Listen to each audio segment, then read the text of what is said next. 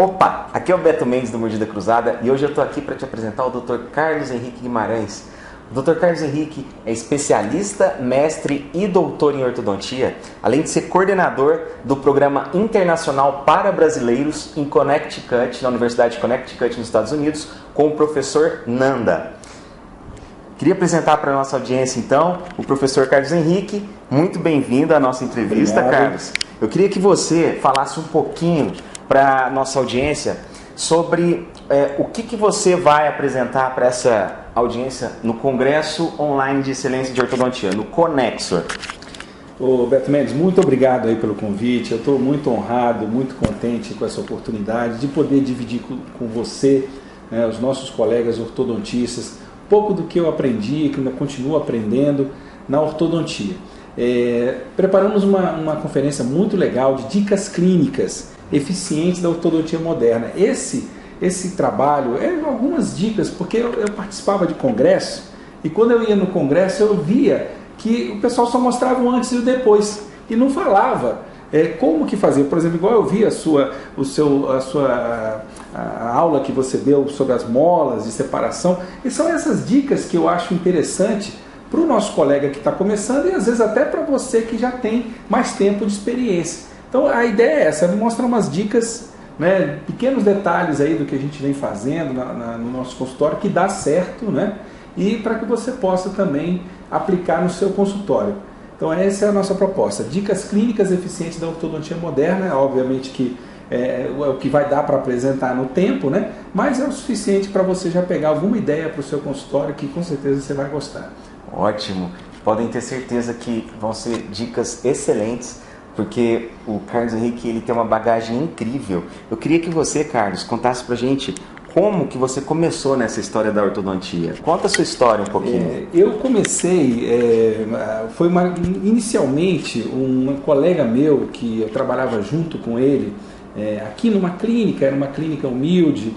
Até hoje eu mantenho essa clínica num bairro mais humilde aqui da região de Brasília, na Ceilândia, né, que hoje é uma região bastante próspera, e era uma clínica que eu estava começando a trabalhar, pacientes bastante humildes, né? Na época só tinha dentista prático, e nós fomos para lá, montamos uma clínica com aparelho de raio-x, e um amigo nosso, um amigo que me convidou, o Dr. Nelson Pantaroto, ele era já formado pela Faculdade de Odontologia de Bauru, e ele me convidou para fazer parte como sócio. Eu era estudante, e nessa clínica, numa desses momentos que a clínica estava começando a crescer, ele disse: por que a gente não vai para São Paulo estudar ortodontia?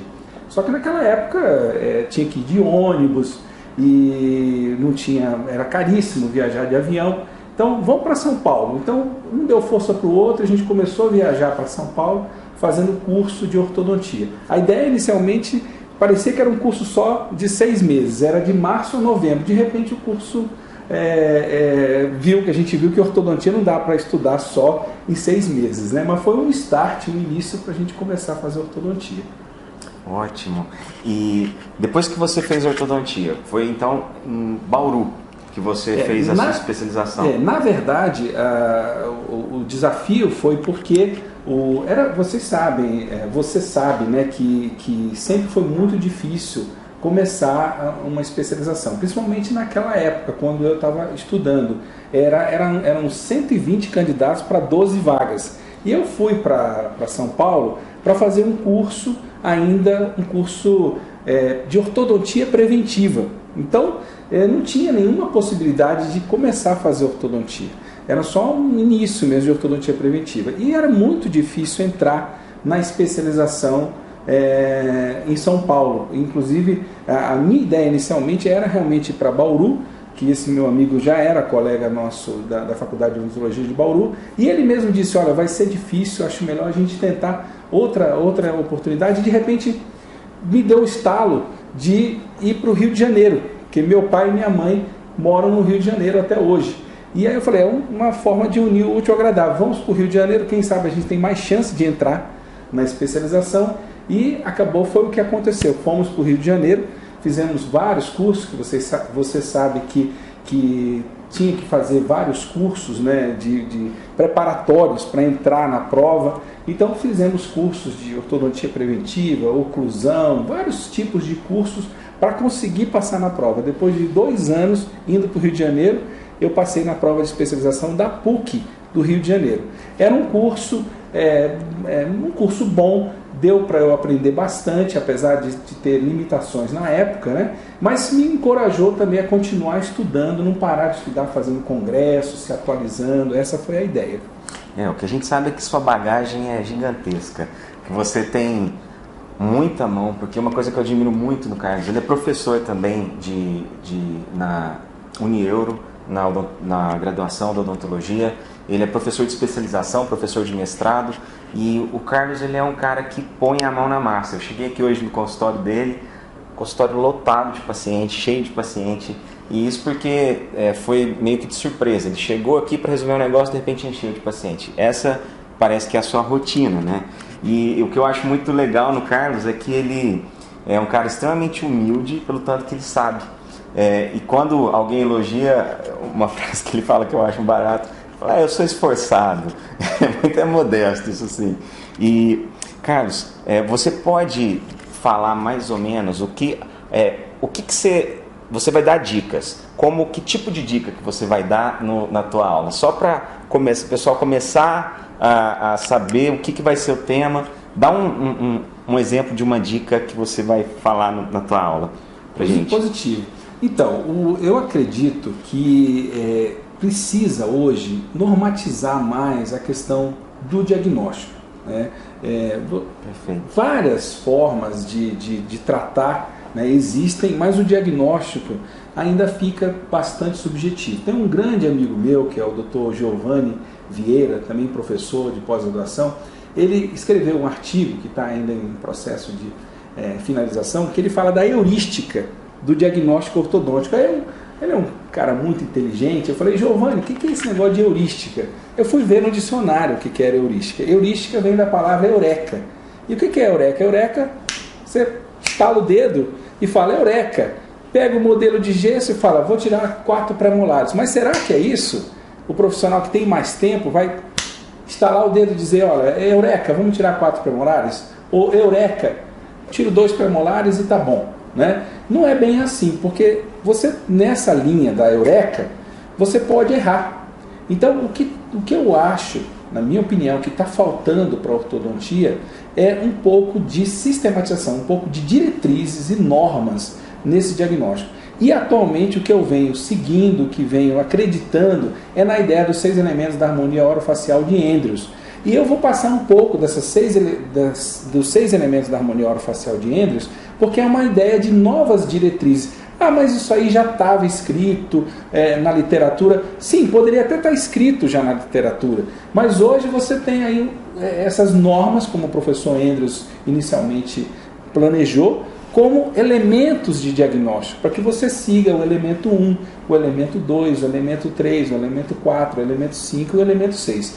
Não confunda os 6 elementos do Andrews com as 6 chaves do Andrews. As 6 chaves seria o elemento 6. E os 6 elementos seria uma nova tendência, uma nova diretriz dentro da ortodontia, na minha opinião, para você organizar o seu diagnóstico. Então, o elemento 1 é o dente dentro do osso, ou seja, o dente tem que se posicionar dentro do osso. Você não pode movimentar o dente para fora do osso, você tem a base óssea. Então, esse é o elemento 1.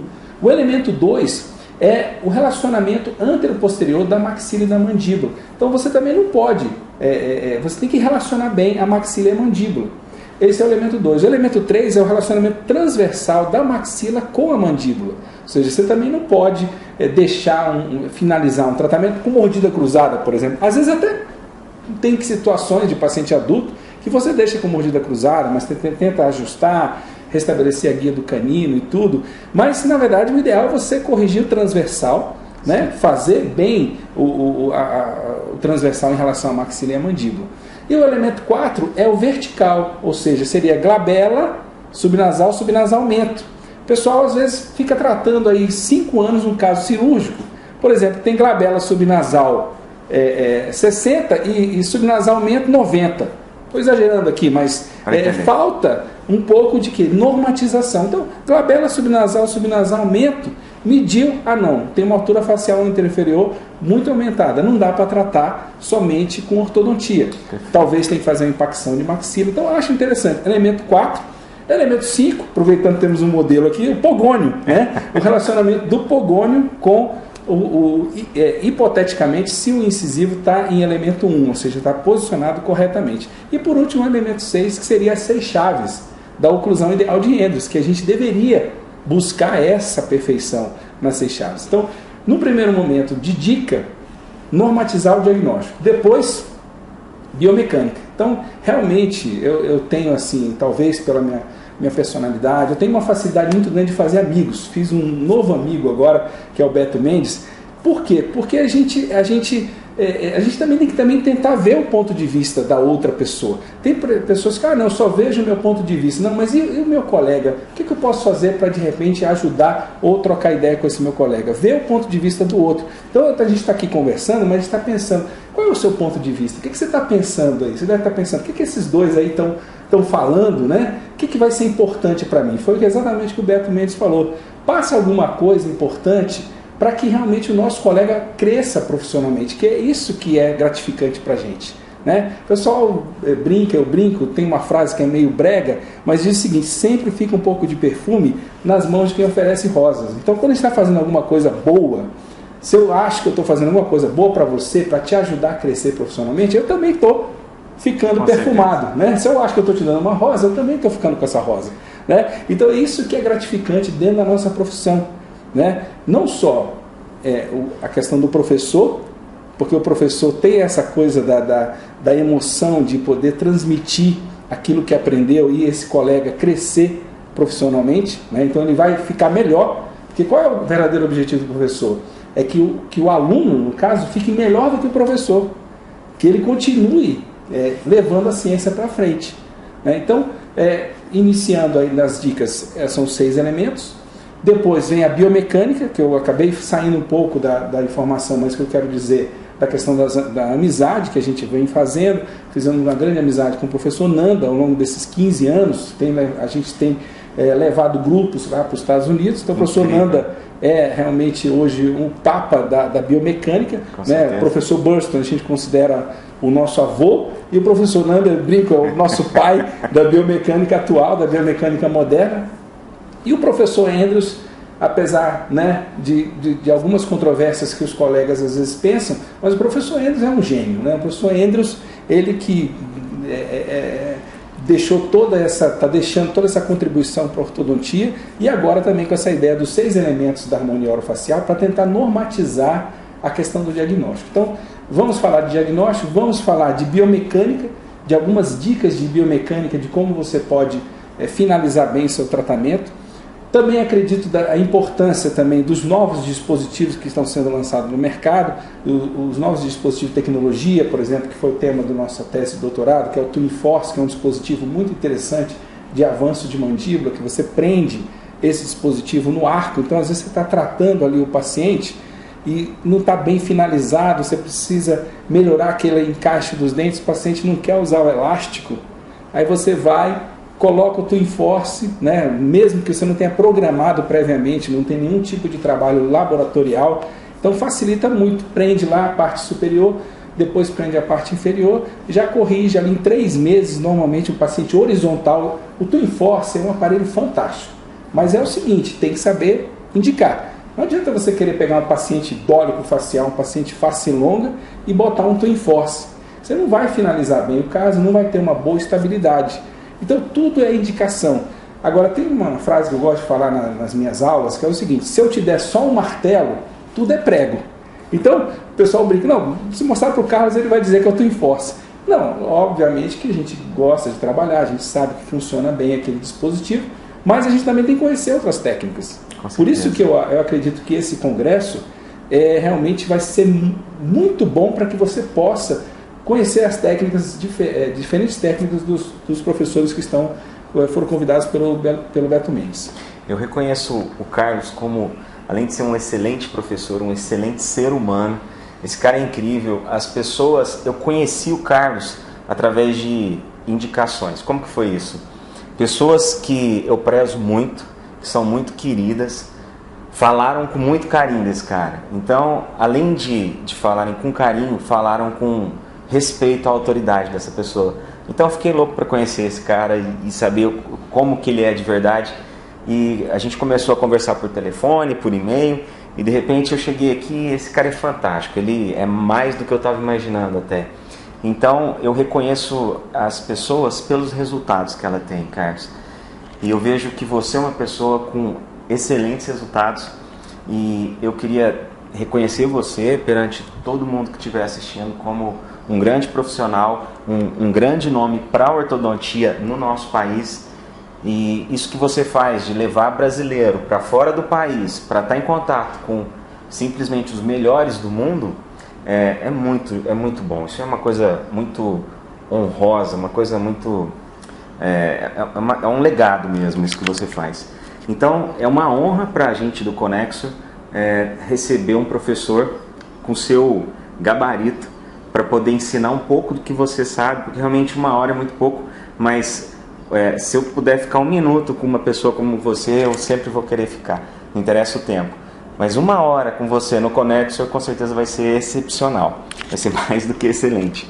Se você agora pudesse dar uma dica para quem está assistindo a gente, aquele colega que às vezes está estudando ortodontia, ou que ele já é um ortodontista, mas ele está um pouco perdido ainda, ele está um pouco perdido nessa história da profissão da ortodontia, ele às vezes está preocupado com concorrência desleal, clínica popular, falta de qualidade no tratamento.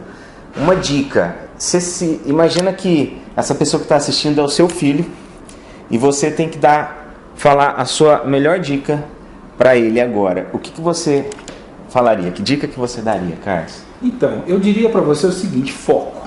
É focar. Não adianta ficar, agora eu vou fazer implante, agora eu vou fazer periodontia. Você tem que focar. Você escolheu ortodontia, então você tem que estudar ortodontia. Não adianta você... tem até um livrinho, chama Poder do Foco. Né? Então, realmente, para eu ter conseguido fazer especialização, mestrado, doutorado na área, né, só realmente em ortodontia, foi porque eu foquei na especialidade. Então, se você escolheu e você gosta, porque realmente a ortodontia é apaixonante, né? Você gosta, então você tem que focar. Dedicação, estuda, né? E principalmente, ele falou de clínicas populares, não se preocupe com isso, você tem que se preocupar com o seu paciente. Focar no seu paciente, você tem que atender bem o seu paciente. Seu paciente, ele quer ser bem atendido, não interessa se você tem especialização, mestrado, doutorado, ele quer saber se você atende bem. O doutor foi lá, às vezes o profissional é doutor e não atende bem o paciente, não dá aquela atenção. Então não importa muito a sua titulação, o que importa é você atender bem o seu paciente com competência e eficiência. Bom, então muito obrigado, Carlos. Obrigado, foi muito gratificante aí e espero que o pessoal aproveite bastante aí o Conexor. Eu tenho certeza disso. Muito obrigado.